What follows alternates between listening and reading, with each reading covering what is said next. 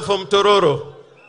The governor of Tororo comes to Siaya and Iluoland every year with a delegation, with the Prime Minister, and I hope they will register the greetings from the King of the Padola. Ni pinje luo te, gejo te lo mag pinje luo te, man migwena ka, agon wero kamano kum chopo migwena ka wuono. Togini, wajma pinj luo oko luonge, no luonge aluonga. O luonge gigimo miyo. Makawa akae, kawa migwena, mwadi got ramogi, mwatieko gi Siaya, luo duto mani pinyni, nyaka ginge dhandgi kaka chalo, kama gi ae kendo kama gi dhiye. Ajik kodhiamo, nyochi lemo na kamoro, mi imora, nika ni ilemo titieko polo piach. Omi oganda maluo polo piach. Wana polo piach. Polo piach. Joey.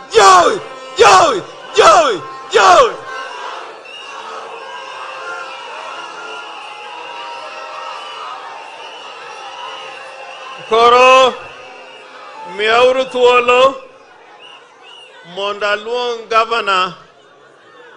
Governor Mamigori. Uod jamoko, nyakwar jamoko. Ochila yako bianega.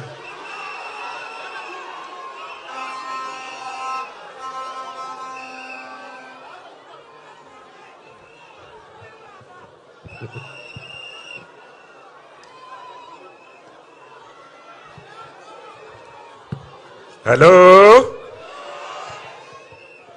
Piny luo untie. Ka untie fwane uru. Gima jakethni erokamano. Your Excellency, the African President in waiting, the African First Lady in waiting, Ker mar Oganda, ma Joluo, mawaziri wa Kenya na Uganda, magavana wenzangu na viongozi wa kutoka tabaka mbalimbali. Hamjambo.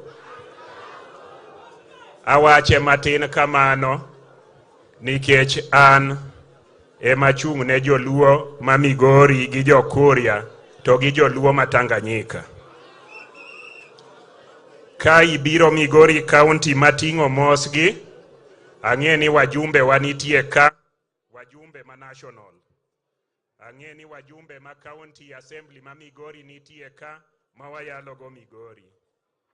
To maduong'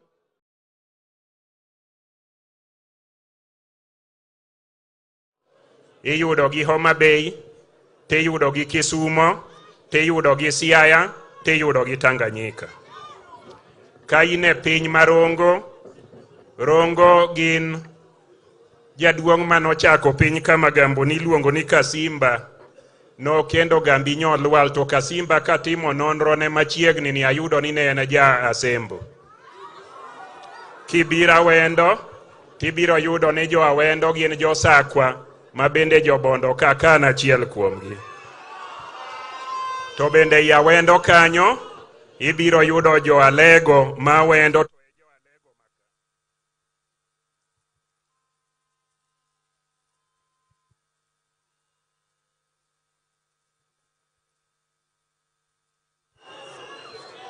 Basi bro yudo jo Alego ma Wendo, to e jo Alego ma kaka ruoth nitie, Kakana nitiere, Kogelo nitiere, Alego duto ni kono.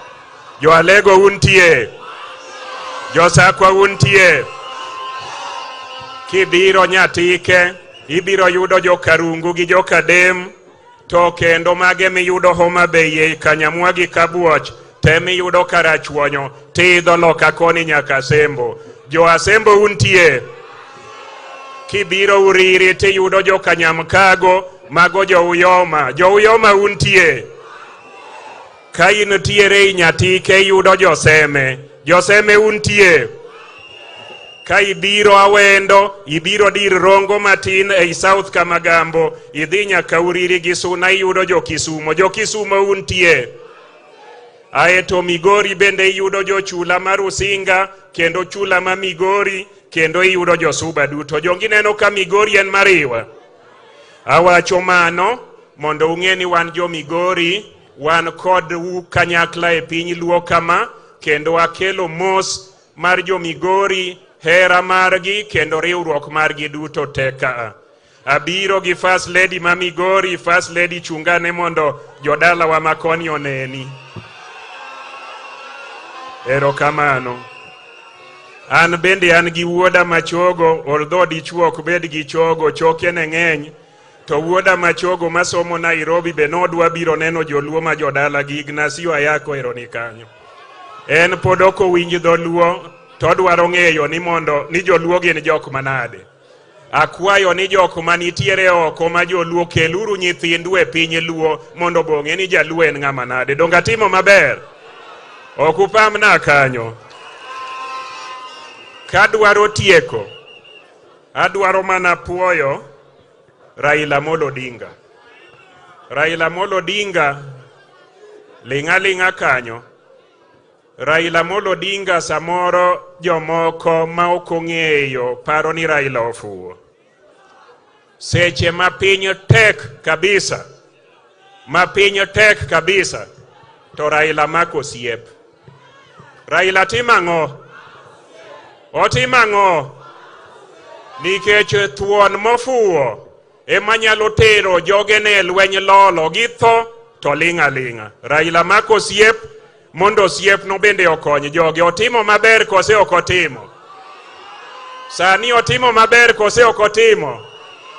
Ineno kopiyo wuod Wandai wuoyo kaa kwa niaba mar sirikal gi kizungu mopuch. Kizungu motimore nade? Nikech osiep mar Raila Amolo Odinga omako. Inyalo paro ni kinde mokadho bende no mako siep gi Uhuru Kenyatta. To kendo kinde mokadho mbele cha bende no mako siep gi Daniel Moi. Raila riek kose ok riek? Tadwa nyiso kuma koro rieko Raila ogike kabisa. Uparo ni Raila seche moko ming. Adwaro nyiso ni andaki mane ochiki e State House maka jaluo donjo kone nyinge to ok ndik tich cha. Raila omu mandaki no. Dongi winjo ka ndaki no koro ng'iengo lake igode cha. Olor kose ok olor. Mano ng'ama riek kose ok ng'ama riek. Emomiyo josiasa maduono, josiasa mago hiu ma ok ong'eyo ni gima Raila Amolo Odinga osetimo ne piny Luo, osetimo ne jo Kenya duto, en gima lich ahinya mako podigo nyef to nyef mari no onge kuma bro teri. Gima nok go jodala wa, adwa duoko nwero kamano, kendo an bende igilo na. Itimo nang'o? Ni iga manyien, ni iga mang'o? Ni ubro biro Migori mondo urome gi joluo, gi joluya, gi jokuria ma Migori to gi ma Kenya. Ji adi ma bro biro Migori iga manyien? Ero uru kamano, mad Nyasaye oritwa e kinde makawuono. Erokamano, Your Excellency, we recognize the delegation from Rorya, Tanzania, led by their chief Karibuni Sana. We recognize the presence of Dr. Wenwa Akinyi Odinga, Nyar County Maka, Erokamano Mamin Mumbo. We recognize also members of the academia, the Vice Chancellor of Amref University, Professor Joachim Osur, the Vice Chancellor of JOUST, Professor Emily Akuno, the Vice Chancellor of Great Lakes, Professor Hazel Miseda. Your Excellency. Erokamano. Koro giluoro akwayo Nyawang'aya.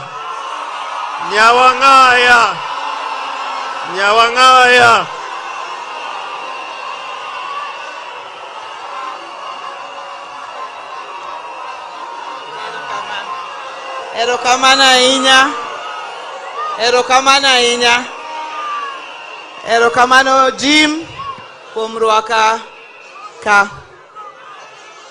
Ne Your Excellency Jatendwa made dibedo kochopo dwe mar 2 kuom ng'wono ma Nyasaye, jatelo mar Afrika mangima, Baba Raila Amolo Odinga, kaachiel gi min piny en achiel kende, onge mang'eny, en achiel miluongo ni Her Excellency Canon Dr. Aida Betty Odinga, ker mar Luo, Jaduong' Odungi Randa, erokamano. Governors wetena, waziri mar energy, Jaduong' Opio Wandai, kaachiel gi waziri mar defense mowuok Uganda, First Lady ma Siaya gi First Lady ma Migori, wabunge mekwa, protocol duto kwa Luo, amos oganda Luo ni Nyasaye ber. Seche te kendo warwako kabisa joluo makawuono wafwenyo ni wane mwaparo ni wan joluo e Kenya ka, to kare joluo ng'eny mogik Democratic Republic of Congo, joluo ng'eny mogik Uganda, joluo ng'eny mogik Tanganyika, joluo ng'eny mogik South Sudan. Kuparo na gwambo dhi e Afrika, to ni padi un kendue ma un kode, ne joluo tete mag piny madhi chako kode Afrika, kodhi e piny mar Afrika. Warwako joluo go duto te. Adwa go erokamano maduong' na gwambo Nyalego, okego nea, wuoyi malich miwuoro gi mager makia ng'wech, ogiya kuom riwruok mar oganda Luo e Kenya ka, to kendo koro komede gi Afrika. Riwruok mar oganda ok en gima yot. Samoro jomoko paro ni riwruok is a natural thing. Ok en natural. Riwruok en gima agwambo sekete effort maduong' gi jotendwa mag oganda Luo.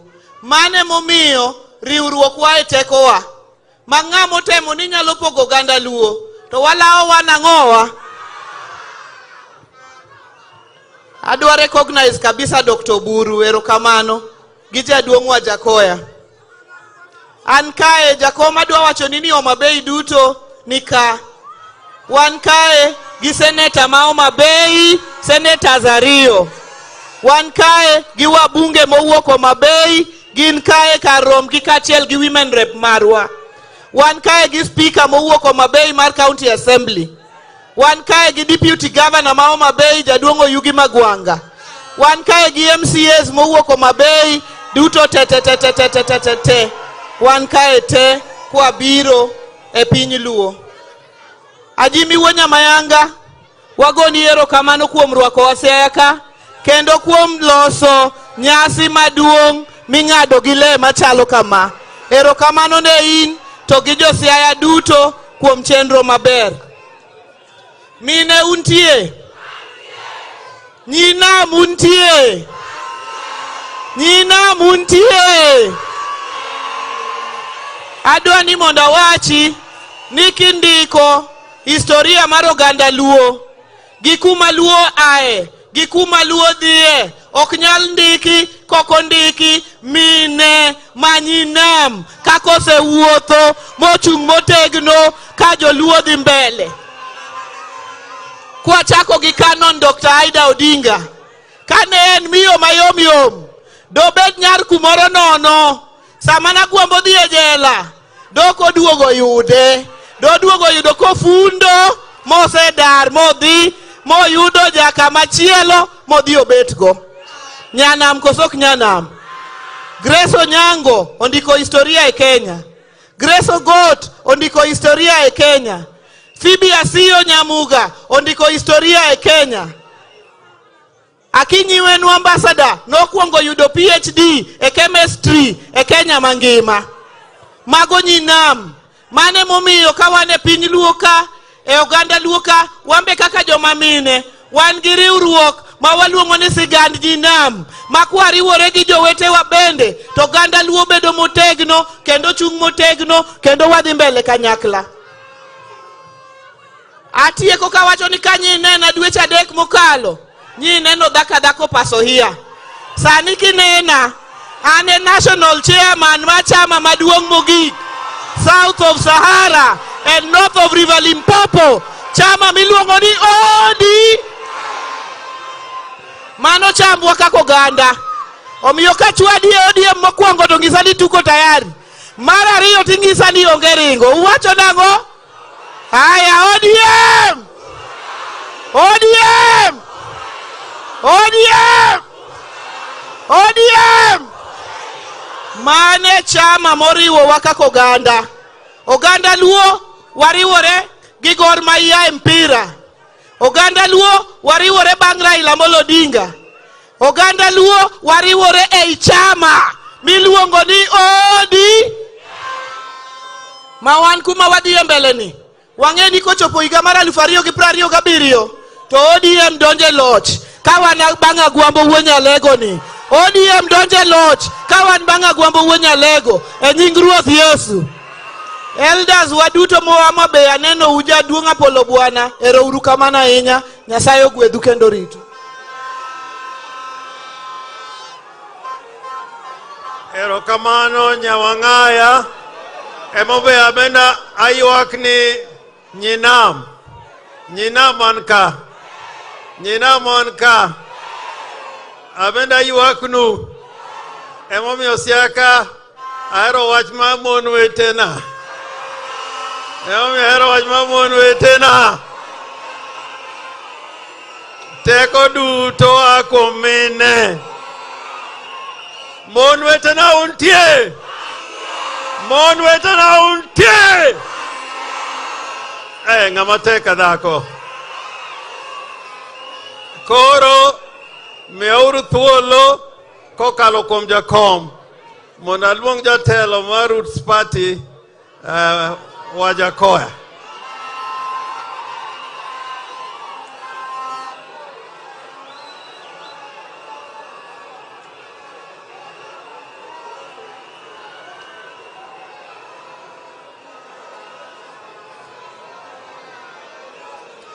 Your Excellency, Raila Odinga, the First Lady, Mama Aida, Professor Anyang' Nyong', Governor of Kisumu, Nyawang'aya, awacho ni Nyawang'aya, awacho koso kawacho, Dr. Uchila yako, Senator kijana Oburu Odinga, Otienda Molo, and kora abiro wacho niya. First of all, Governor James Agri Orengo, I'm so privileged today to have been invited this last week by several Luo leadership, and I'm reporting this directly to Baba. I'm also privileged to say that when Baba did what he did, Mapiny Kacha, I've never said a single word in public. Jochako kuanani, why is this man silent? But I was consulting with Baba through James Orengo and Baba directly and Mama Aida. I cannot do without consultation. To Baba no kuanani namna hii, tabenda di namna hiyo. Tukendo Baba chako tumogimoro maber kabisa kumwot Piny opio wandai. Opionka, recognition ma 100%. But before I continue, I would like to say that my entry into Luo blood is through Nyamagoya. Nyamagoya was a great woman who gave birth to my grandmother and gave birth to Otienda Molo's grandmother. So when you see that blood around you, be careful. And Mheshimiwa James, you have said something very important.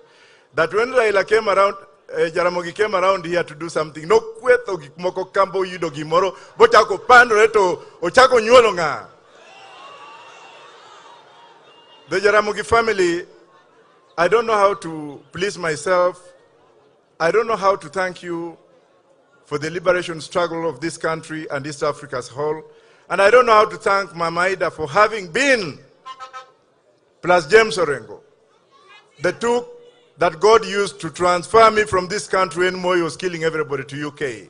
And I'm making this known to our fellow Luos from Uganda, that if it was not them, I would not be standing here, particularly Mama Ida, when she made what she made through Jaramogi, to ferry me from this country when Moi was killing everybody.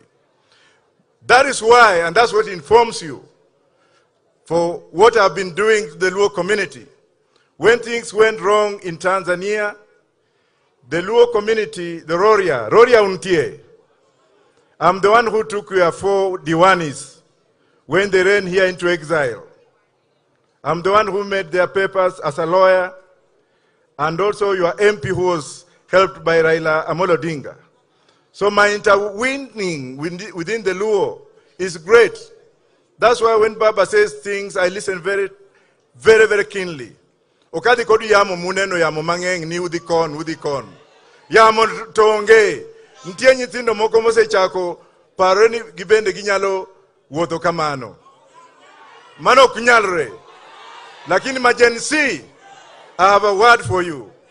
And I'm following what Baba said recently. And I'm not going to fear anything. Baba, please, I beg you, tell somebody somewhere not to take our children and abduct them. I know you have said that. Kindly pass that message very greatly. The abductions are wrong. Our children need to live. And I know with Baba being there, everything is going to be all right. I thank you very much. Tokaro kanyako morontie kamoro wariek wanyalo kata nyolo nyithindo moko mariek kaka wan. Erokamano ahinya.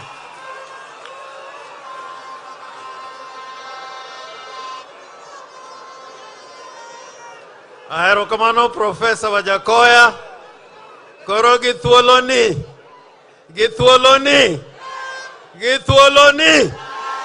Owadgi Mary.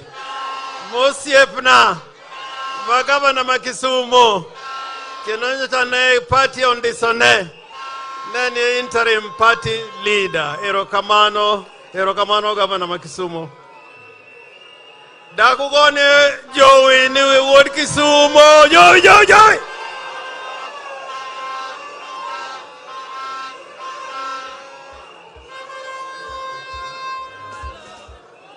Jokanyana mutie.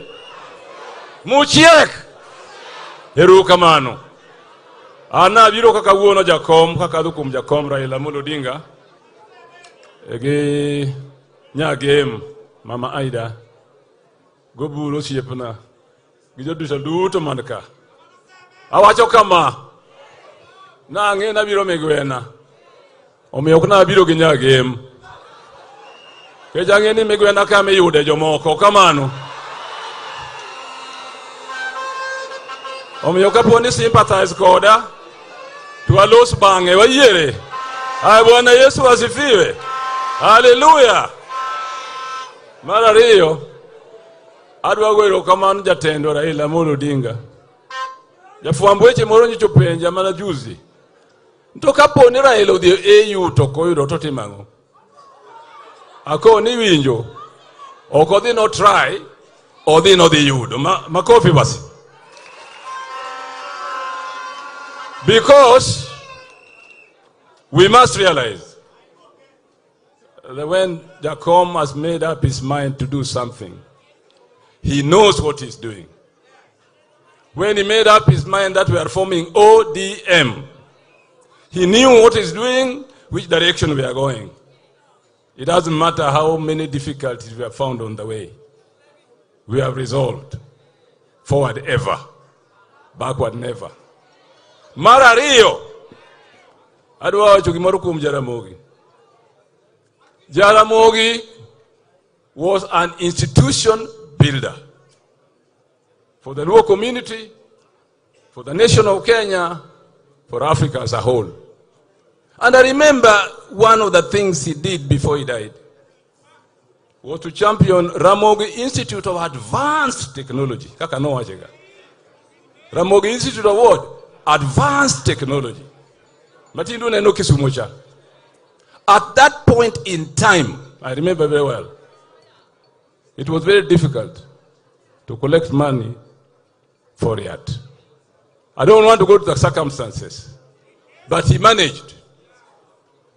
The leadership and the daringness of Jaramogi, it was inherited by his family.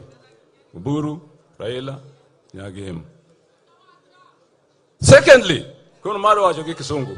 Uye, awashi. Leadership is not for those who want to get benefits. Waswahili wanasema kujitolea mhanga. You must give yourself to labor and to ask for no rewards. To labor and to ask for no rewards. That is what true leadership is. And we are seeing it in our leader. Therefore, all those of us who are here, who want to stand for anything elective, please know that if you want to be a leader, please be a leader and not ask for any reward. Indeed, it is the true leaders who have been persecuted most on this earth, beginning with Jesus Christ, St. Paul, and many others. And therefore, in Lowland today, we are here because the people who organize this place, this thing today. Jim Orengo, thank you very much for the leadership you have shown. You are doing it with this team from both Siaya and Kisumu County. Not because we want any reward, but we want to build a movement, an institution for the Luo people. And therefore, I will do to Jotelo Manka, Karombu. Let us continue with giving up ourselves to serve our nation and serve our people, so that something like this can happen because of the dedication of the leaders here, led by my friend Jim Orengo. Jim, thank you very much for what you have done. And what you have done with our Deputy Governor, Dr. Willie, and the team you are working with. Here in Kisumu, we have MPs from Kisumu County. Can you stand up? Dr. Ron is there. I think over there, my eyes are not very good. Nikal is there. And then, Father, I need to change my glasses. Aduma Mako War. Then Ruth Odinga, the senator. The woman rep, sorry. So we are here representing Kisumu County in full. And we are going back to report to the people that this cultural event will continue into the future to show the culture of the Luo people internationally, not just in Kenya. Bwana Yesu asifiwe.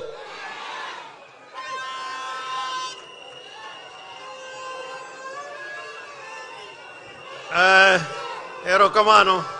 Koro kuyena adwani aluong Jakom.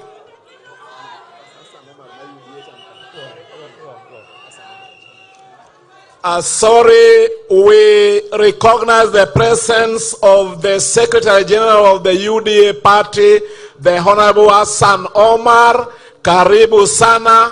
We also recognize the founders of the Luo Renaissance, Professor Woro Lunga, Professor Ben Sihanya, Henry Mien, and Engineer Kerry Orege. Our facilitators, because now we are concluding from here, Professor Mary Goreti Otieno will recognize you, Professor Larry Gumbe, Mwalimu Polikapochilo, Professor Obonyo Digolo, Dr. Elizabeth Owete, Dr. Ahao, and Dr. Isaiah Nyandega. Karibuni sana. We also recognize the presence of the founding Vice Chancellor of TUK, Professor Francis Oduol. Your Excellency. Ero kamano. Koro sane. Adwa luongo, one of the most powerful women and Kenyan in this country.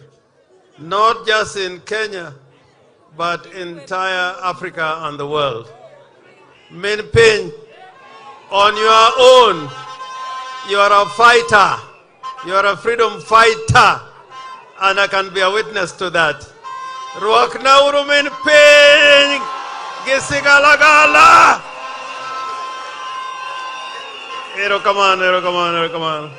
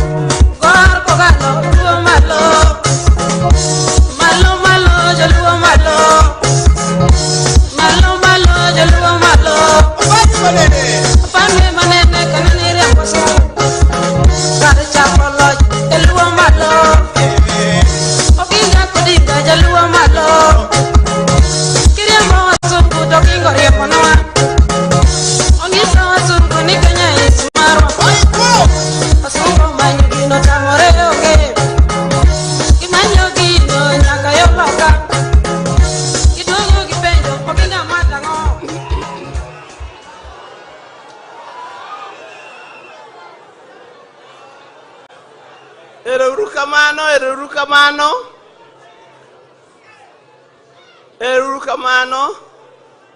Mokwongo agoyo kamano maduong' ni Nyasaye me polo obongo nyaka laga momi wabiro ka wabet ka tieng' machal kamanieri.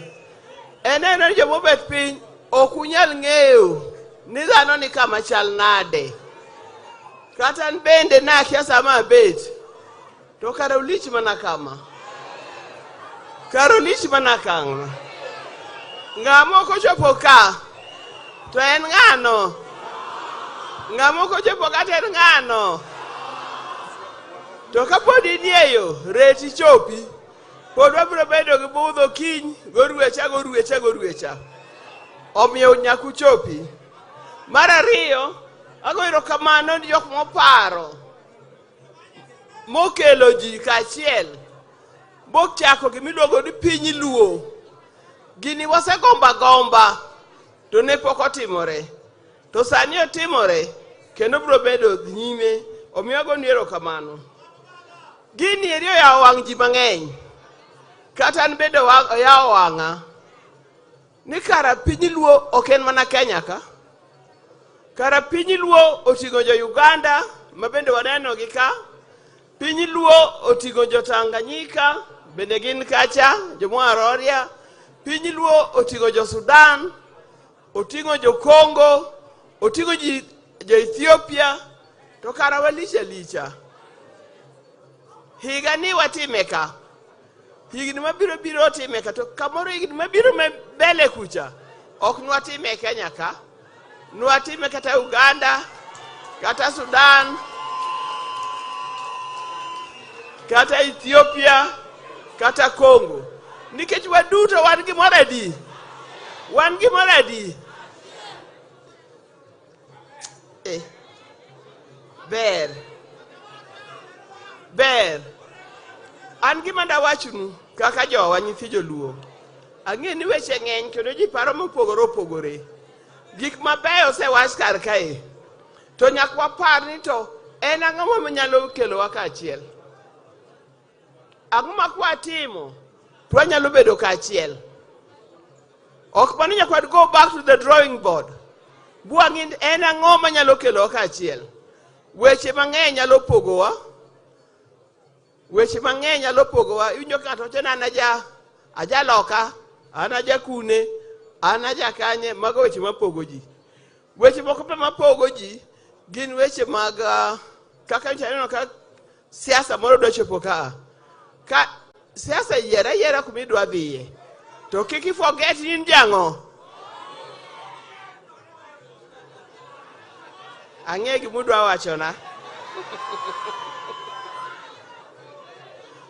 Koro jogo duto warwako. Ng'ato nyalo kier matin To kiduogo, to duoge laini.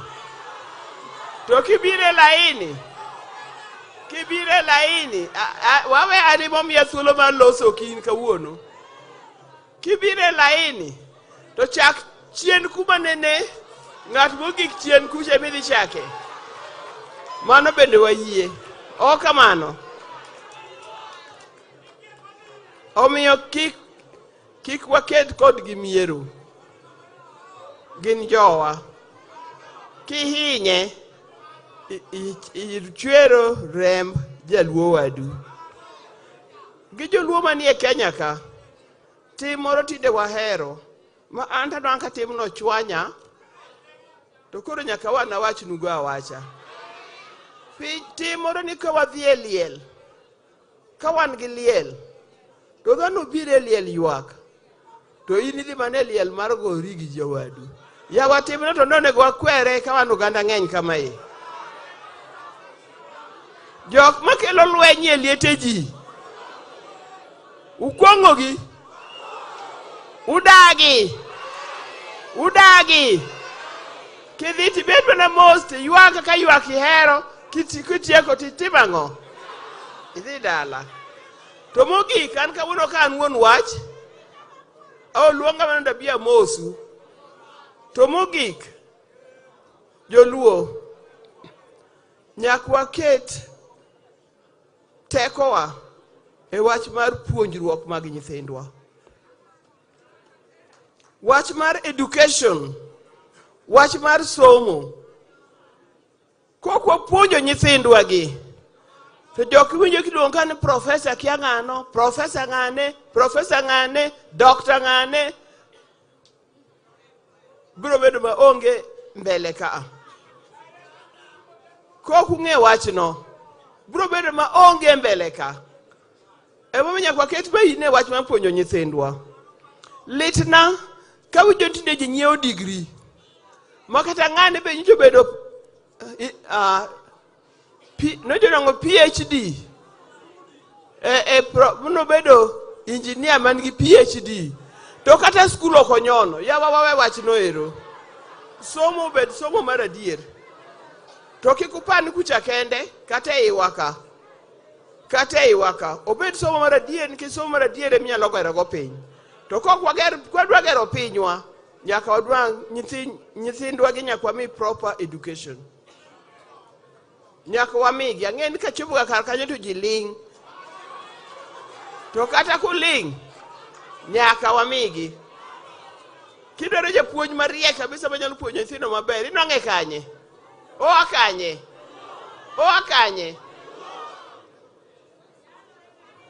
Nyalore koso ok nyalore? An kawuono ka an gi wach mang'eny. An adwa na mosu kendo nyiso una mor kodu kabisa kaneno u. Amor kodu. Koro celebration mwantiegi. Omiyo ka aneno kerero kamano bedo ker maluo. Aneno jotelo mopogore ka. Amor kodu ero kamano kuom bedo ka. To unu lead the way and us will follow. Ero kamano Nyasaye ogwedhu.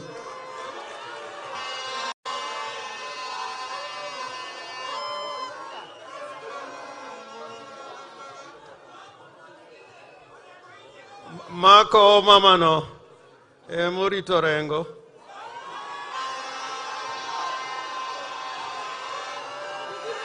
Ing'e gimomiyo orita maber. Mama nopuonje. Erokamano be.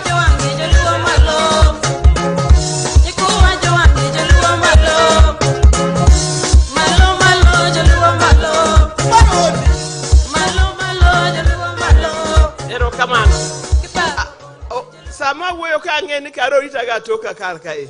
To da hero mdegin an chon ne an japuonj. An jok wana puonjo. Ema mi jok acho mar education. Jok wana puonjo gin who is who. Oka puonjo jok ma oremie kor gweng'. Achiel ko jok mana puonjo en Beti Murungi Orengo nyako mochung'e dirani. Donge ang'en sache moko nene mana ni donge mano jaodo Orengo. and well educated, and a lawyer of high standards. Also to your UN as a lawyer. Betty, just say hello to them. Nyasai Ber, Sechete.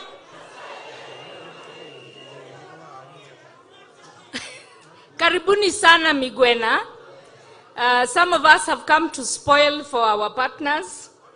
Tumekuja na wao hapa Migwena. We look forward to welcoming you to all the ceremonies over the next 2 days. Karibuni sana, our visitors from all over Africa and the beyond. We're very happy in Siaya to be hosting you for this, our annual Piny Luo Festival. Thank you very much, Min Piny, for having taught me and having taught many of us here. Asante sana Baba for honoring us, obviously, with your presence. We appreciate you. Ker erokamano ainya.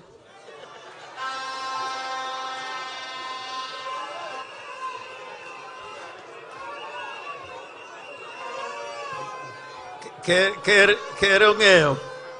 Ker bo ong'e nyakoni. Erokamano.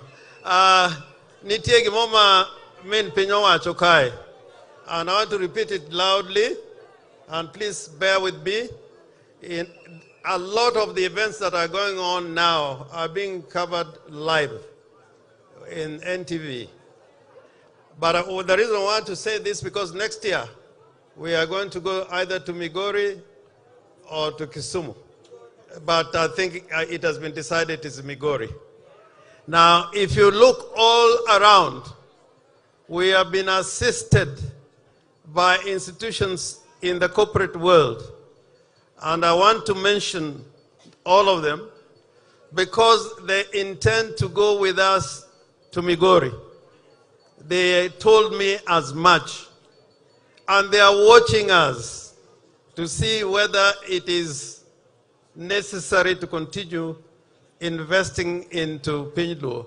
There are only 3 cultural festivals in the country where the national government has been giving assistance. The first is the Turkana one, the Ma community, and the Lamu Cultural Festival. This time around, and I want to thank you, Baba, Raila Odinga. The national government has invested resources and assets in Piny Luo, and I want to register my felicitation to the national government, particularly the Ministry of Tourism, the ministry in charge of sports, and the ministry in charge of culture. And their representatives are here, and they're going to be with us throughout to know whether it is useful to continue investing into Piny Luo. But they have made that decision.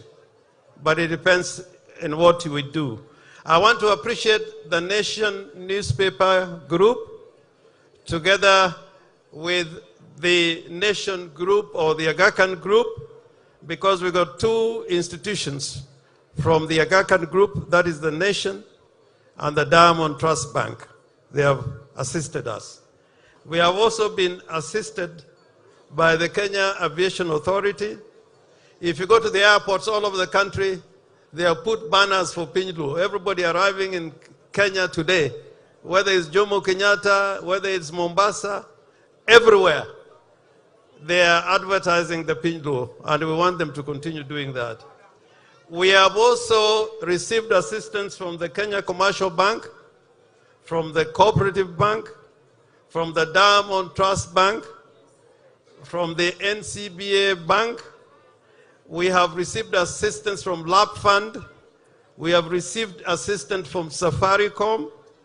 We have also received assistance from Kenya Airways, making it possible for Gor Mahia team to come by air. I think they came yesterday, courtesy Kenya Airways. And they have said when Yanga is coming in February, they will pay for their tickets and pay for Gor Mahia Kogalo. We have also received assistance from KBL, Kenya Brewers Limited, and from Just University. All these organizations are saying they want to be part of the team of sponsors and partners for Piny. So we are going to meet them in Migori. How many people would welcome this organization and others to continue giving assistance to Piny? Let me see a show of hands. Koroku yena abe adwa wacho gimoro matin, nitie joloso moko mabende biro, to adwa wacho gimoro matin kae. In history, and right now, in a lot of discourse, in matters concerning affairs of men and women who have changed humankind, one of the greatest debates in England is who is the greatest Englishman who ever lived. And the debate is normally and most of the times between Shakespeare and Winston Churchill. And Winston Churchill, not because he was a prime minister, because he was a great writer and historian. And the other person in England, sometimes that names keep on coming, is Sir Isaac Newton. If we talk about the greatest black man that ever lived, the debate is between Martin Luther King or Nelson Mandela. Not so much because they were princes or kings or monarchs, but because of what they did for the world and for the nation. And in that category falls one called Gandhi, Mahatma Gandhi. In the United States of America, when they talk about the greatest American that ever lived, the name that keeps on coming is that of Abraham Lincoln. Not because he was president of the United States of America, but because he believed that America cannot be great if it is half free and half slave. Our Lord Jesus Christ, whom we worship, was never a pope. He never occupied any position. He was never a cardinal. But his history and work goes across continents. Even for that matter, Muhammad the prophet, he was not a king, he was not a monarch. But what he did for many, many centuries, and we're talking about over nearly 2,000 centuries, is because of what they stood for and what they did. And I want to remind the Luo nation, and this I want to say without fear of contradiction, that Raila Amolo Odinga is a great Kenyan and a great statesman, not because he is a party leader, not because at one time he was a minister.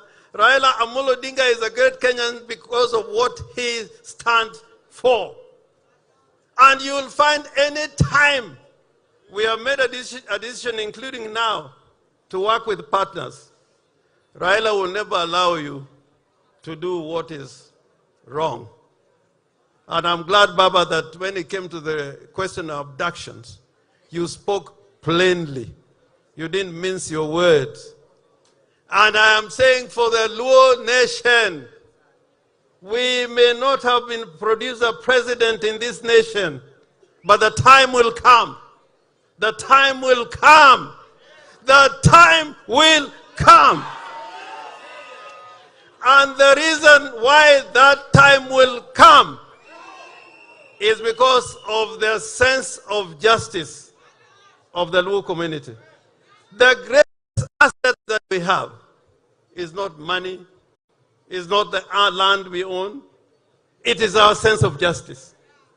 And on that one, I can tell you tomorrow, yesterday, and in the future, that the leaders have never been mediocre. They stand up.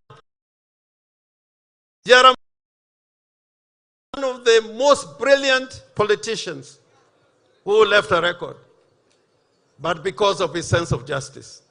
Tom Mboya had a sense of justice. Arsene Kodek had a sense of justice. And I can tell you, because of Raila's sense of justice, that is why he has won elections. Me, I believe that Raila was and is president because many times he was robbed of election, and that should never happen. So I want to plead with you. Sometimes we can get a sense of excitement and euphoria. Sometimes we can get a sense of excitement and euphoria. At least in my lifetime, I've been in politics with people like Odinga Mamu or Okiki Amayo. And when you heard them talk, it was like the president was king. We must always remember that we stand by our constitution.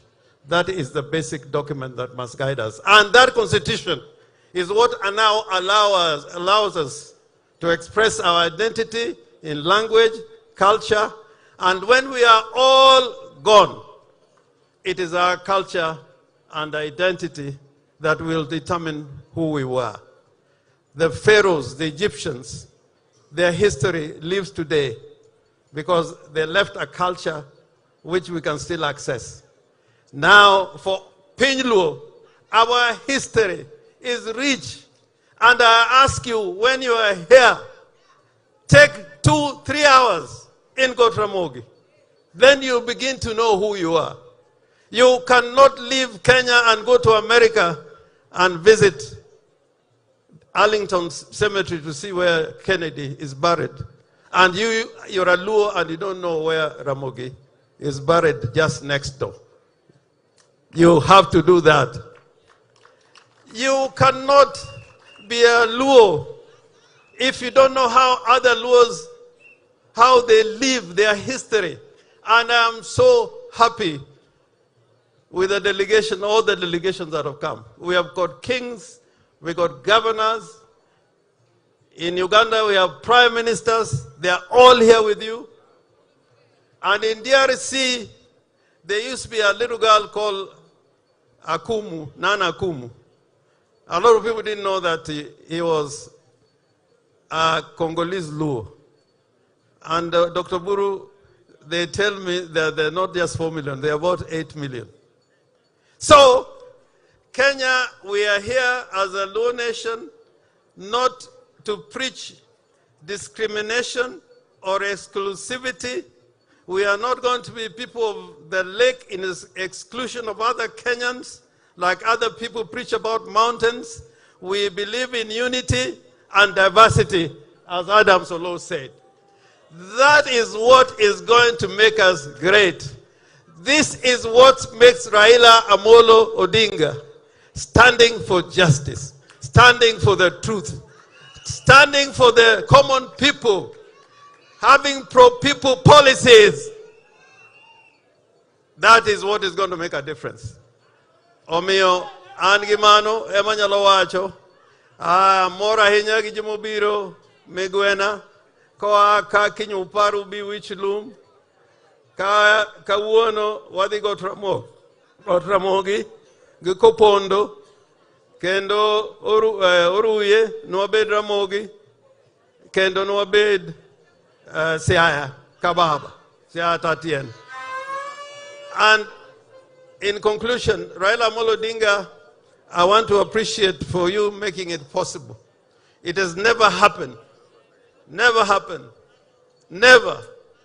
that through your leadership and vision, we got all these people from the Luo nation from across Africa. That is one.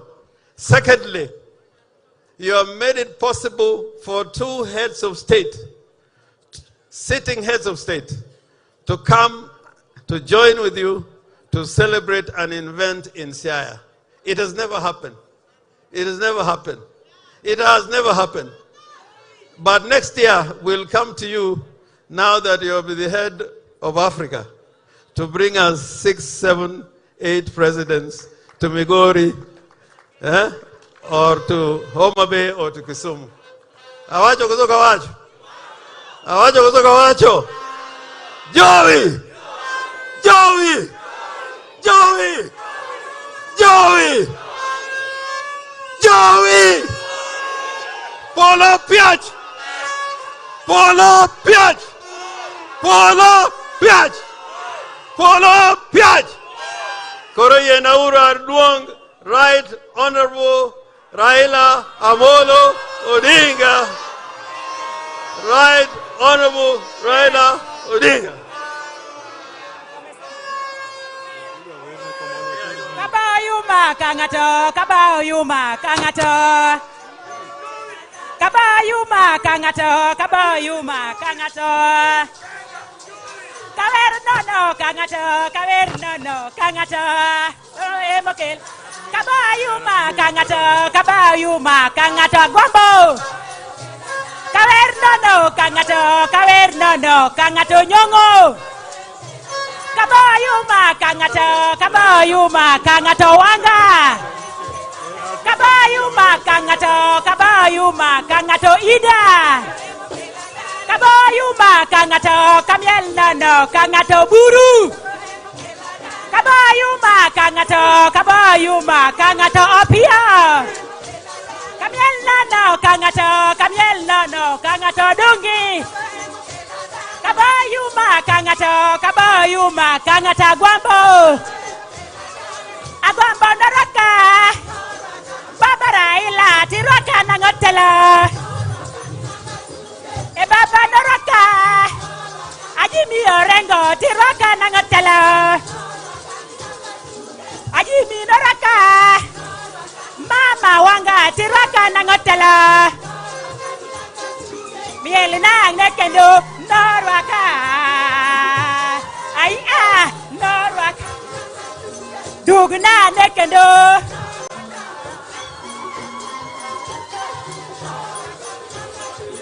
Siaya wiye. Kisumo wiye. Migori wiye. Kisi wiye. Yokenya wiye. Nango baba tosha wan wiye kode chut. Nango baba tosha wan. Nango Siaya wiye. Migori wiye. Homa Bay wiye. Migori wiye. Kisumo wiye. Siaya wiye. Nairobi wiye. Nango baba tosha wan wiye. Asante sana, asante sana. Asante. Asante. Ancora Baba ancora di Baba ancora di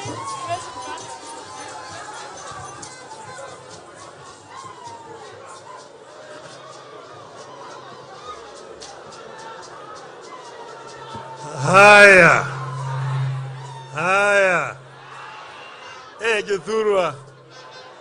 Jothurwa. Umor. Jokanyana mumor. Kanyana muil. Kanyana muchiek. Eze mochieko tigine bargi.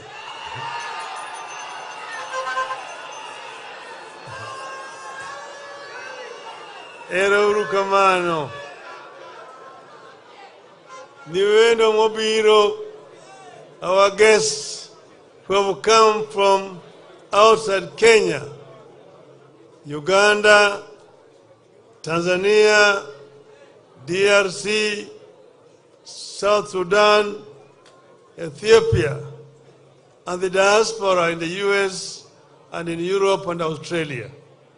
Saureuru, Hamjambo. I want to welcome all the visitors who have come to join us today for this wonderful occasion. It is a great occasion for the Luo nation here. There are only, I think, 2 other communities who have some similar celebrations. The Teso here have an annual event where they bring their Emormor. Emormor is the king of the Teso, but he lives in Uganda. But he comes here annually and they have a reunion here. They also have a similar event in Uganda. Then the Turkana have what they call the Tobong Lore. Tobong Lore is a big festival. They bring people of Turkana from different parts. The Toposa in the South Sudan, the Karamoja in Uganda, and the other group which are in Ethiopia. They come and every year they have such a festival in Lodwar. Now this is not a political event.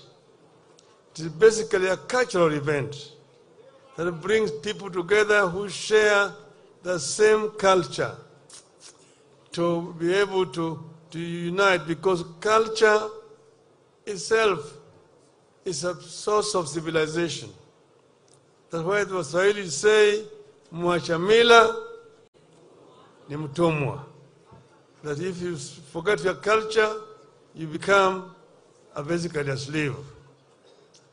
So I've got some remarks I want to make in English. Then I will speak in the Luo and also in Kiswahili. We gather here at a time in which the world is increasingly interconnected through globalization, while at the same time we are witnessing the resurgence of nationalist aspirations. This resurgence of nationalist aspirations is being complemented by the emergence of multinationalism, which is nurtured by resilient communities. These multinational inspirations do not seek to undermine the national project in their host countries, but rather to harness the linguistic, cultural, and social fabric upon which most nation states were built. In Africa, we are more of state nations as opposed to nation states, given that the state in Africa, thanks to the Berlin Conference, saw states being engineered from above through artificially created boundaries.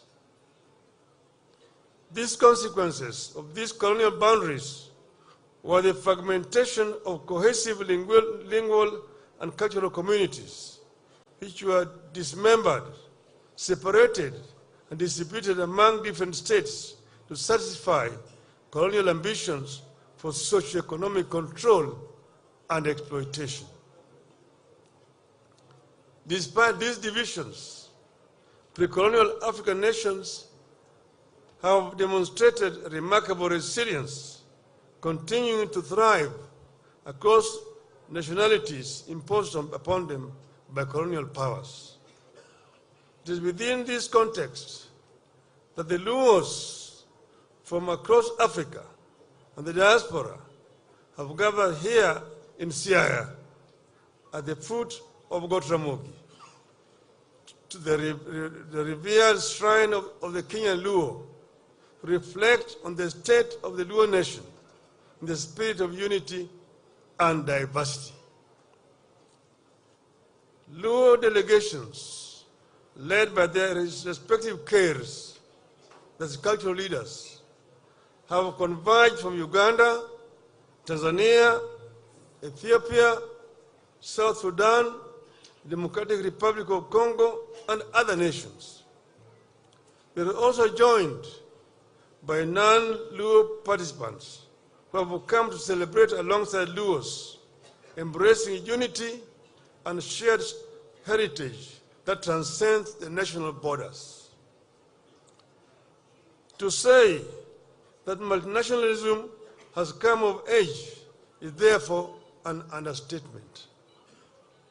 This cultural festival embraces a multifaceted theme, fostering unity in diversity, not only among Luos across national borders, but also among diverse national groups unified by their shared African identity.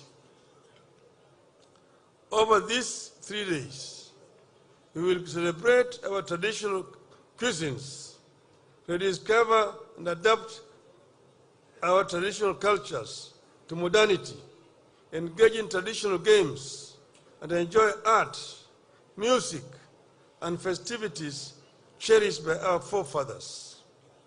We will deliberate on the state of the Luo nation and chart a way forward in a rapidly changing world. As our forefathers proclaimed, this gathering is guided by the enduring spirit of the Luo nation, captured in our rallying call, 1-1-1. Repeat, 1-1-1. Togin. 1. Gin. 1. Gin. Hello. Kawuono wane gi miluongo ni galamoro. Iluongo nang'o? Nuokendo. Nuokendo. Nuokendo. Eruru kamano. Hello. Hello. Koro wan. Hello. Koro wan ka.